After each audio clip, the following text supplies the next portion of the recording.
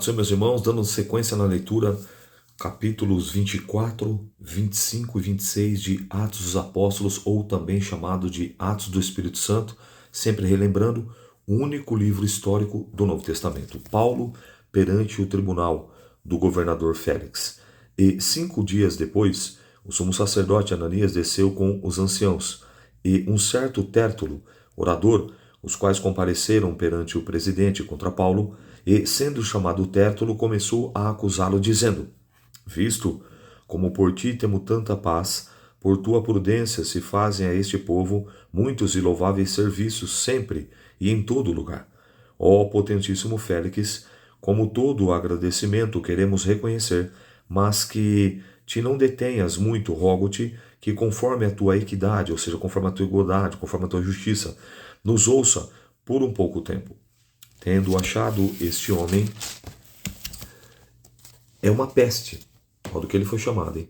É uma peste, e promotor de sedições, ou seja, de motins, de revoltas, entre todos os judeus pelo mundo, por todo o mundo, e é o principal defensor da seita dos nazarenos. Lembra que eu falei para você que ela é chamada de seita? Seita dos nazarenos, o qual intentou também profanar o templo, e por isso o prendemos, e conforme a nossa lei o quisemos julgar.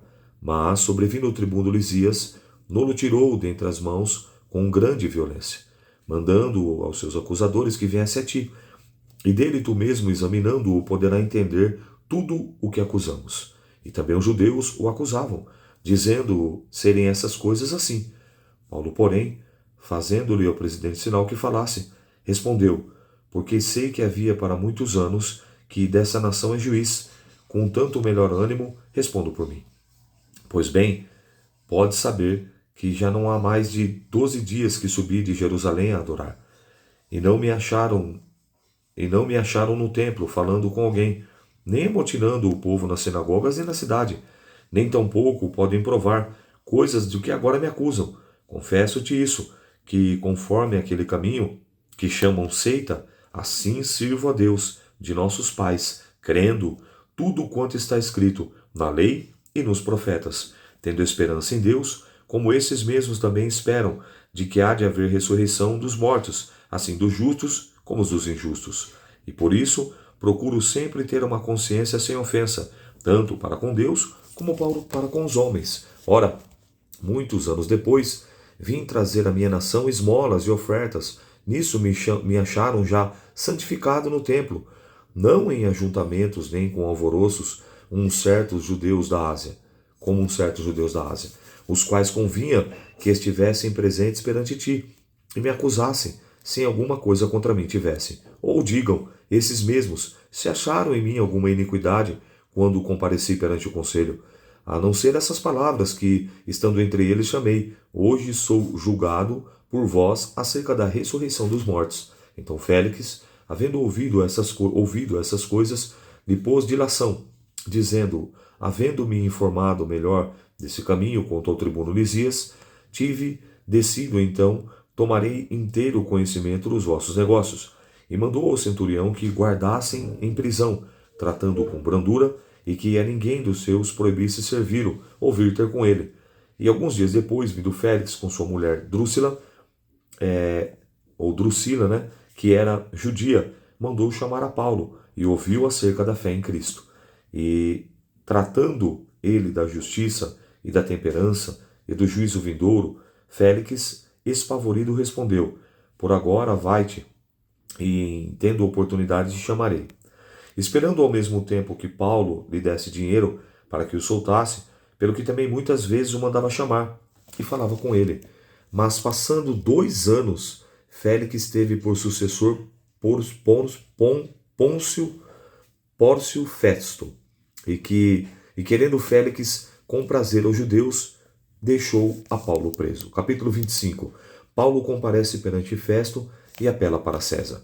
Entrando, pois, Festo na província, subiu ali a 3 dias da Cesareia de Jerusalém, e o sumo sacerdote, principais dos judeus, compareceram perante ele contra Paulo e lhe rogaram, pedindo com favor contra ele, que fizesse vir a Jerusalém, armando ciladas para matarem no caminho. Mas Festo respondeu que Paulo estava guardado em Cesareia, e que ele brevemente partiria para lá. O que, pois, disse dentre vós, tem o poder, desçam comigo, e nesse varão, se houver algum crime, acusemo-lo.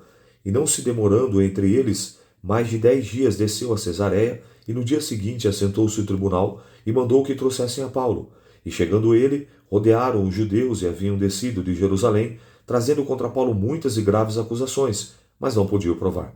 Mas ele, em sua defesa, disse: Eu não pequei em coisa alguma contra a lei dos judeus, e nem contra o templo, e nem contra César. Todavia, Festo, querendo comprazer os judeus, respondendo a Paulo, disse: Queres tu subir a Jerusalém e ser lá perante mim julgado acerca dessas coisas? Mas Paulo disse: Estou perante o tribunal de César, onde convém que eu seja julgado. Não fiz agravo algum aos judeus, como tu muito bem sabe. E se fiz algum agravo ou cometi alguma coisa digna de morte, não recuso morrer. Mas se nada há, e se coisa do que essas me acusam nada tenho feito, ninguém me pode entregar a eles, apelo para César. Então Festo, tendo falado com o conselho, respondeu: Apelastes para César irás. E passando alguns dias, o rei Agripa e Berenice vieram a Cesareia a saudar Festo. E como ali ficaram muitos dias, Festo contou ao rei os negócios de Paulo, dizendo: Um certo varão foi deixado por Félix aqui por preso, por cujo respeito aos principais dos sacerdotes, anciãos judeus, estando em Jerusalém, compareceram perante mim, pedindo sentença contra ele, aos quais respondi não ser costume de romanos entregar alguns homens à morte, sem que o acusado apresente seus acusadores e possa defender-se da acusação. De sorte que, chegando ele aqui, junto no dia, sem fazer dilação alguma, assentando no tribunal, mandei que trouxesse um homem, Paulo, perante o rei Agripa.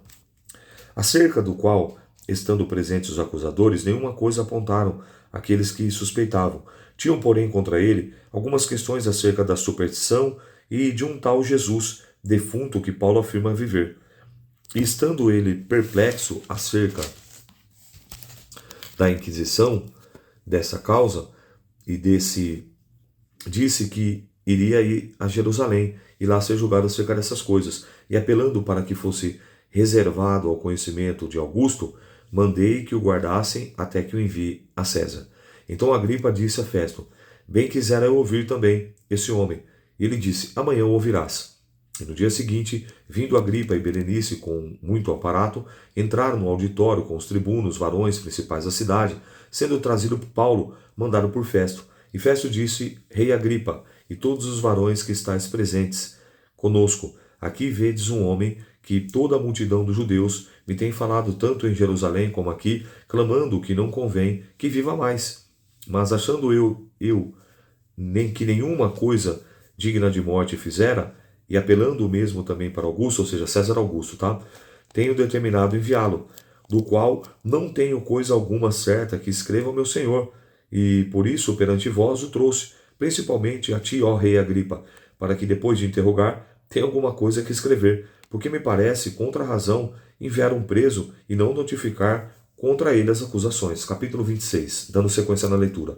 Depois Agripa disse a Paulo: Permite-se de que defendas. Então Paulo, estendendo a mão em sua defesa, respondeu: Tenho-me por venturoso, ó rei Agripa, de que perante ti haja hoje de defender todas as coisas de que me acusam os judeus, do que sou acusado pelos judeus. Mormente ou comumente, sabendo eu que tenho conhecimento de todos os costumes e questões que há entre os judeus, pelo que rogo que me ouças com paciência. A minha vida, pois desde a mocidade, qual haja sido desde o princípio em Jerusalém, entre os da minha nação, e todos os judeus a sabem, sabendo de mim desde o princípio, se quiserem testificar, que conforme a mais severa seita da nossa religião, vivia fariseu. E agora, pela esperança da promessa por Deus foi feita aos nossos pais, estou aqui e sou julgado, a qual as nossas 12 tribos esperam chegar servindo a Deus continuamente, noite e dia, por essa esperança, ó rei Agripa. Eu sou acusado pelos judeus, pois que julga-se coisa incrível entre vós que Deus ressuscite dos mortos? Bem tinha eu imaginado que contra o nome de Jesus Nazareno devia eu praticar muitos atos, o que também fiz em Jerusalém, e havendo recebido o poder dos principais, dos sacerdotes, encerrei muitos dos santos nas prisões, e quando os matavam, eu dava o meu voto contra eles.